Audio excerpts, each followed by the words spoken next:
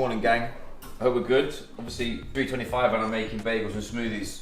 When you're carb loading before a race, you just got to get it in. So that's the plan currently. Feeling excited. Want to be in bed. Nah, I'm good. Ready to race. Yeah, I'm sad enough, man. I want to just get on with it.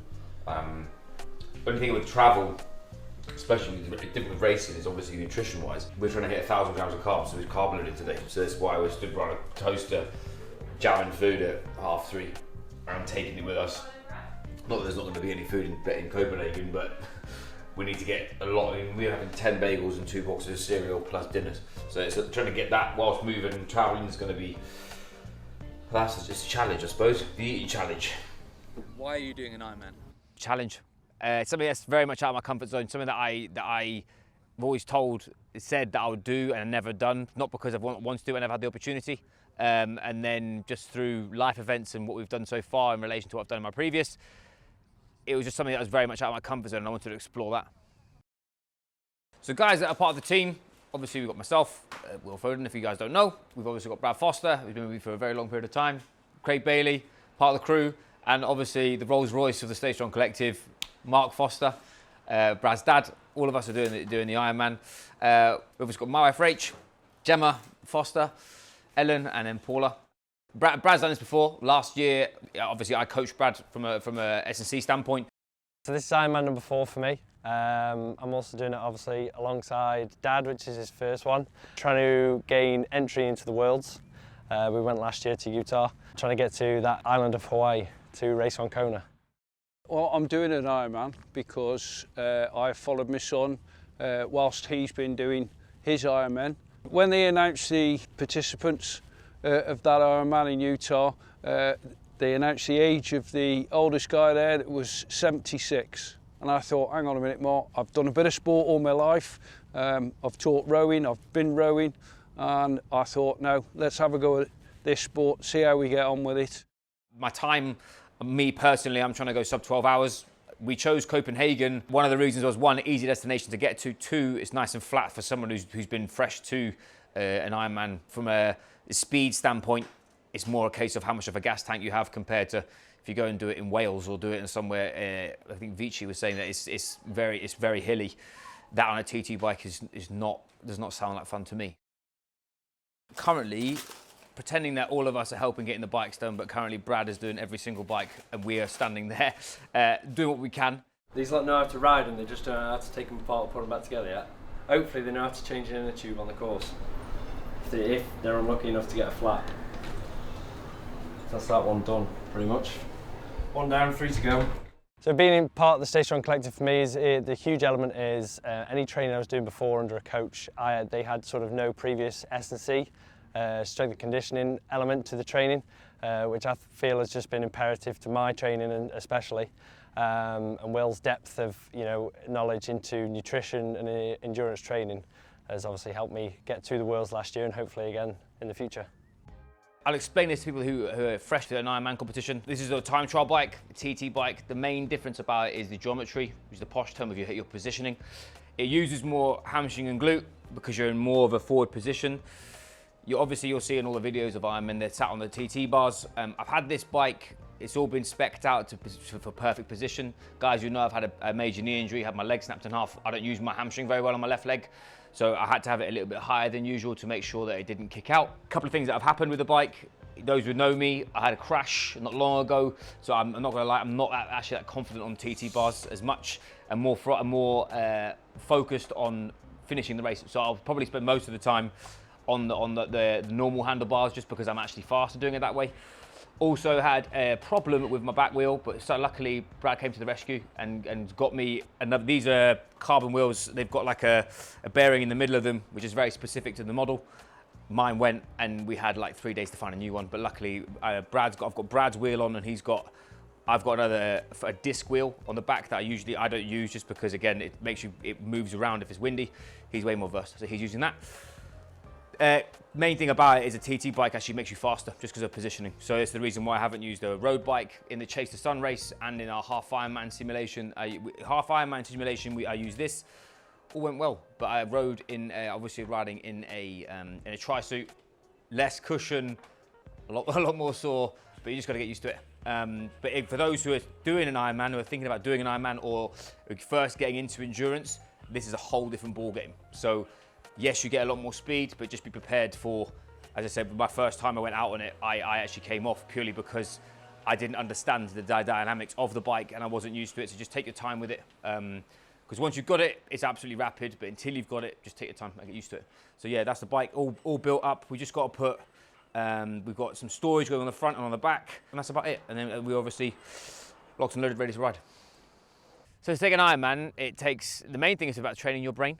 I think a lot of people will think it's very much a body thing, but to be honest, endurance-based events like this that are so long, learning how to cope under duress for such a long period of time, again, was a personal thing for me. I wanted to learn it's my version of meditating. But for somebody looking to do an Ironman, that'd be the first thing to do, is realize that this is not just a physical endeavor. Yes, you need a lot of time to train. There's no way of getting around it. But that's the number one thing I would say you're trying to do, is train your brain.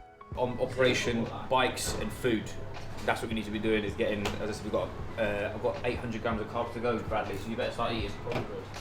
Session? Bagels. Bagels, boss. Talk to me bagels.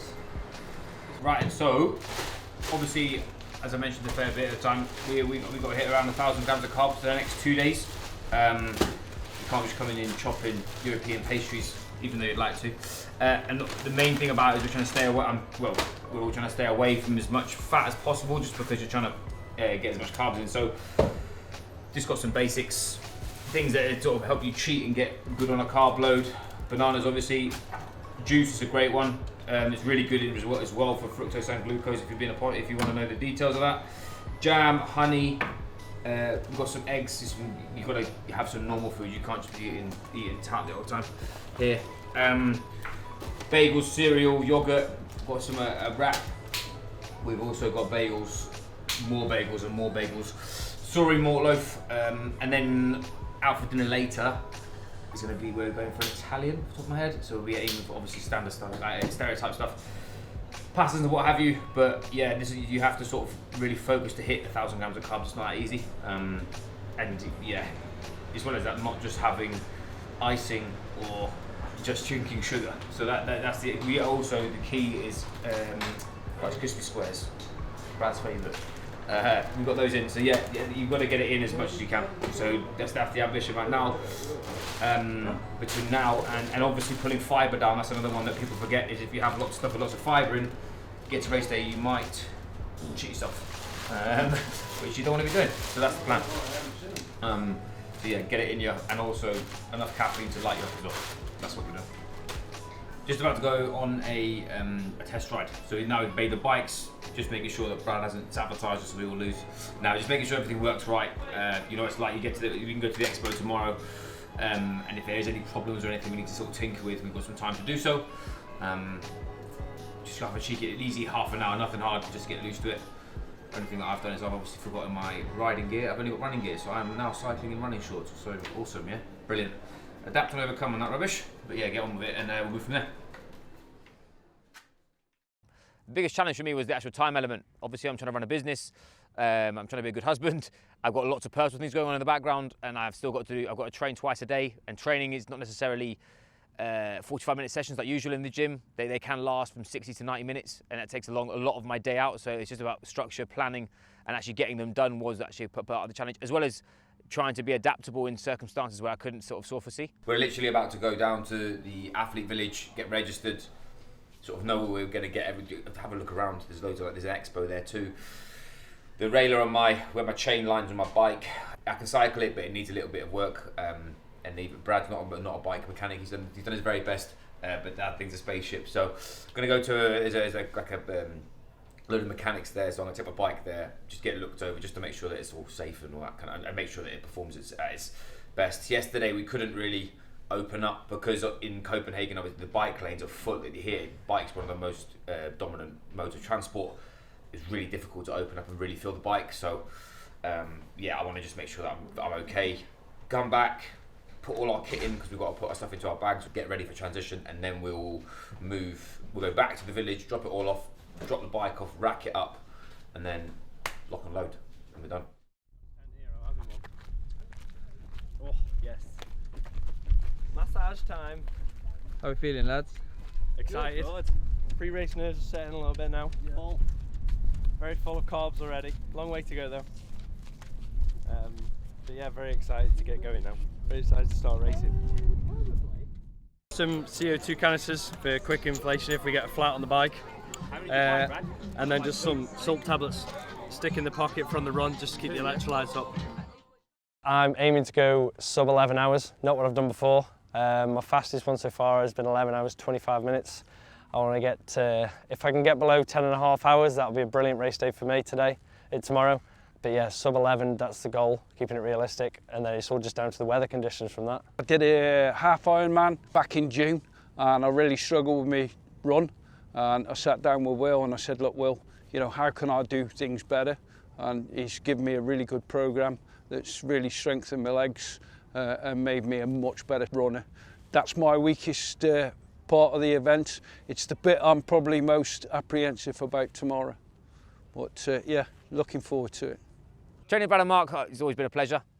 What's the coolest thing is training a father and a son and watching them give each other banter but also encourage each other.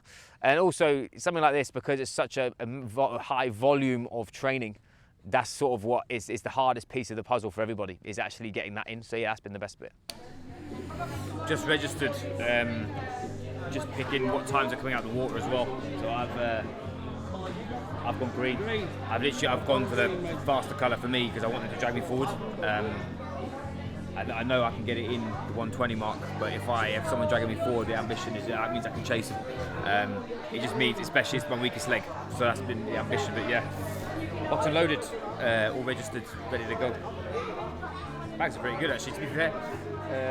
So yeah, ready to go, mate. I'm just nervous. I've got pre-game nerves, but in a good way. As I said, I'm physically locked and loaded. It's just there's so many parts to an Ironman you've got to figure out, like transitions and what your bike's doing and just where you're going to be, etc. That's the only pressure that I'm feeling at the moment. It's just knowing that, making sure we're on time. There's obviously a fueling component to this, which is massive. So I'm aware I haven't eaten much this week. I've eaten a lot, but when you're eating lots of like light food, you just get hungry. So brother's just Marvin. Good luck, brother. You do. Cheers, boy. Do we have your waist over? I'm good. I mean, look at the weather, and we're in an epic place, cool people, everyone's good. Yeah, just get me out there now, man. I'm sick and tired of waiting now. I want to get on with it.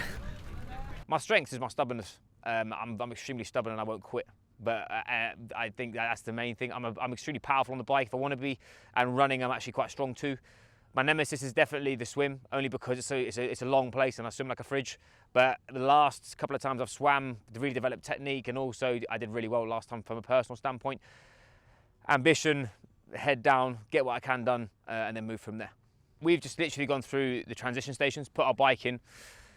We put the needs bags into the allotted slots, and we've also put our kit down, so we're sort of getting ready for tomorrow morning. We're currently at the where we're going to be swimming tomorrow morning, where the race starts.